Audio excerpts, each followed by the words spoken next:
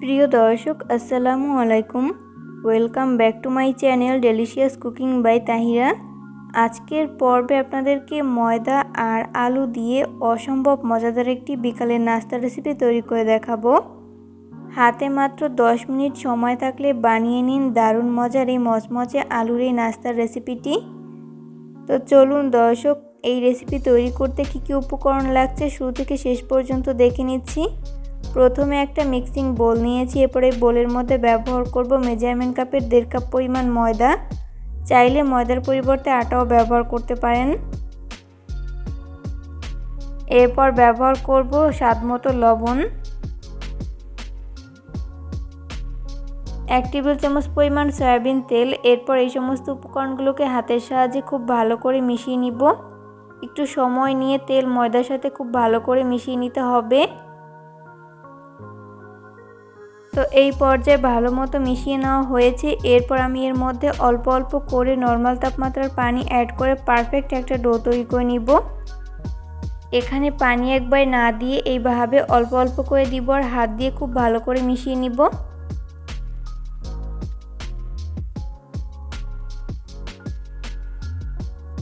ময়দার এই মিশ্রণটি মাখাতে আমার এখানে 1.5 কাপের মতো পানি লেগেছে, আপনাদের কম বা বেশি লাগতে পারে। তো মেশাতে মেশাতে এরকম সফট একটা ডো তৈরি করে নেওয়া হয়েছে। এরপর উপরে আমি সামান্য পরিমাণ সয়াবিন তেল মেখে নিচ্ছি, এতে করে উপরের পার্টটা আর ড্রাই হয়ে যাবে না।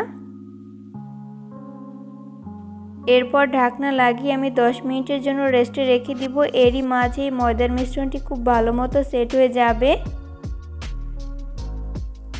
অন্যদিকে আমি এখানে মাঝারি সাইজের 2টা আলু আগে থেকে সিদ্ধ করে এইভাবে ম্যাশ করে নিয়েছি। এরপর এর মধ্যে বাকি উপকরণগুলো ব্যবহার করব। ব্যবহার করছি 1/4 কাপ পরিমাণ পেঁয়াজ কুচি। এরপর ব্যবহার করব 1 টেবিল চামচ পরিমাণ কাঁচামরিচ কুচি, ঝালটা স্বাদ বুঝে কমিয়ে বাড়িয়ে অ্যাড করতে পারেন। এরপর ব্যবহার করব 1/4 চা চামচ পরিমাণ ভাজা জিরার গুঁড়া, 1/4 চা চামচ পরিমাণ চাট মশলা। এখানে অবশ্যই চাট মশলা ব্যবহার করবেন। এরপর ব্যবহার করব স্বাদমতো লবণ। এরপর এই উপকরণগুলোকে আমি হাত দিয়ে খুব ভালো করে মিশিয়ে নিব।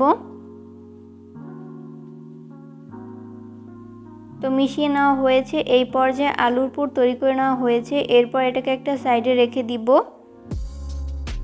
এরপর এখানে ছোট একটা মিক্সিং বোল নিয়েছি। এরপর এই বোলের মধ্যে ব্যবহার করব 2 টেবিল চামচ পরিমাণ ময়দা। চাইলে ময়দার পরিবর্তে আটাও ব্যবহার করতে পারেন। এরপর আমি এর মধ্যে অল্প অল্প করে নর্মাল তাপমাত্রার পানি অ্যাড করে পারফেক্ট একটা ব্যাটার তৈরি করে নিব। এখানে পানি একবার না দিয়ে এইভাবে অল্প অল্প করে দিব আর পারফেক্ট একটা ব্যাটার তৈরি করে নিব। আর ব্যাটারটি খুব বেশি পাতলা আবার খুব বেশি ঘন না, মিডিয়াম ঘনত্বের একটা ব্যাটার তৈরি করে নিতে হবে। তো এই পর্যায়ে ব্যাটার তৈরি করে নেওয়া হয়েছে। এরপর এটাকে একটা সাইডে রেখে দিব। 10 মিনিট পর আমি ঢাকনা উঠিয়ে নিয়েছি। এরপরে ময়দার মিশ্রণটিকে আমি আরও কিছুক্ষণের জন্য মথে নিব। যত ভালো মথা হবে নাস্তার শেপগুলো ততই পারফেক্ট হবে।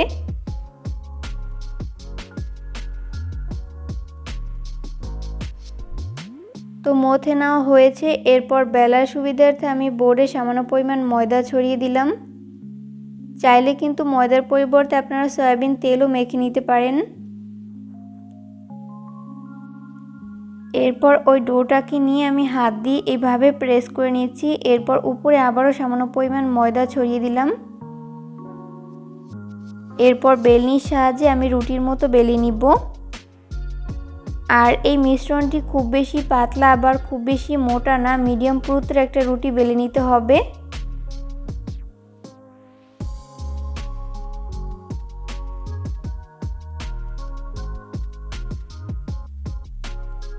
তো এই পর্যায়ে রুটি বেলে নেওয়া হয়েছে। এরপর নাস্তার শেপটি আমি কিভাবে কেটে নিচ্ছি সেটা আমার হাতের দিকে লক্ষ্য করলেই বুঝতে পারবেন। এগুলো আসলে বলে দেওয়ার মতো কিছু নেই, আপনাদেরকে দেখে বুঝে নিতে হবে।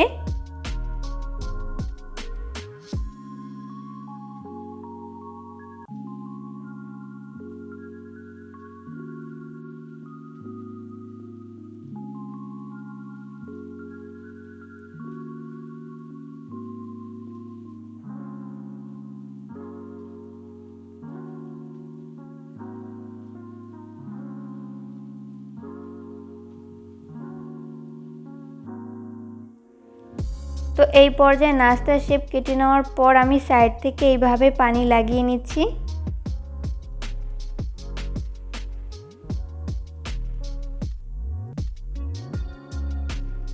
এরপর আগে থেকে তৈরি করে রাখা আলুর পুর আমি এভাবে রোলের মতো তৈরি করে রুটির চারপাশে বসিয়ে দিয়েছি। এরপর এই নাস্তার শেপটি আমি এভাবে রোলের মতো তৈরি করে নিচ্ছি। তো এই পর্যায়ে আমার একটি নাস্তার শেপ তৈরি করে নেওয়া হয়েছে। আপনাদের বোঝার সুবিধার্থে আমি আরও একটি নাস্তার শেপ তৈরি করে দেখিয়ে দিচ্ছি। তৈরি করার প্রসেস খুবই ইজি, যে কেউ খুব সহজে তৈরি করতে পারবেন।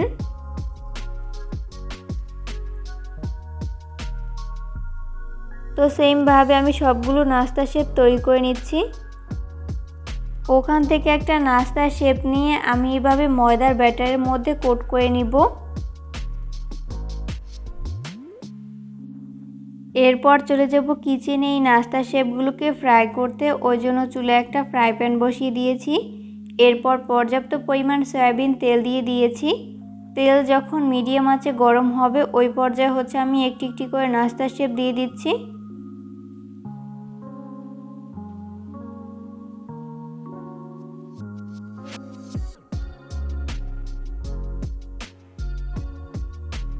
প্রথম ব্যাচে যতগুলো নাস্তার শেপ ধরে আমি ততগুলো দিয়ে দিয়েছি, বাকিগুলোকে পরের ব্যাচে ভেজে নিব। আর এই নাস্তার শেপগুলো অবশ্যই চুলার আঁচ মিডিয়াম ফ্লেমে রেখে ফ্রাই করে নিতে হবে, এতে করে দুই পাশ ভালো মতো কুকড হতে পারবে।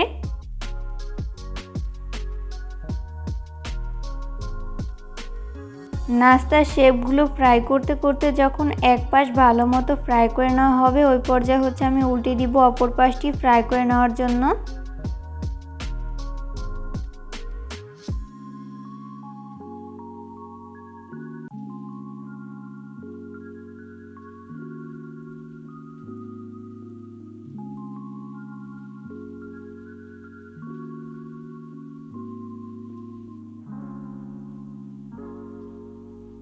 কোনোভাবেই চুলার আঁচ হাই ফ্লেমে রেখে এই নাস্তাগুলোকে ফ্রাই করা যাবে না, সেক্ষেত্রে উপর থেকে খুব দ্রুত কালার চলে আসবে, তবে ভেতরটা ভালো মতো কুকড হবে না। তাই লো আঁচে এই নাস্তাগুলোকে ভেজে নিতে হবে।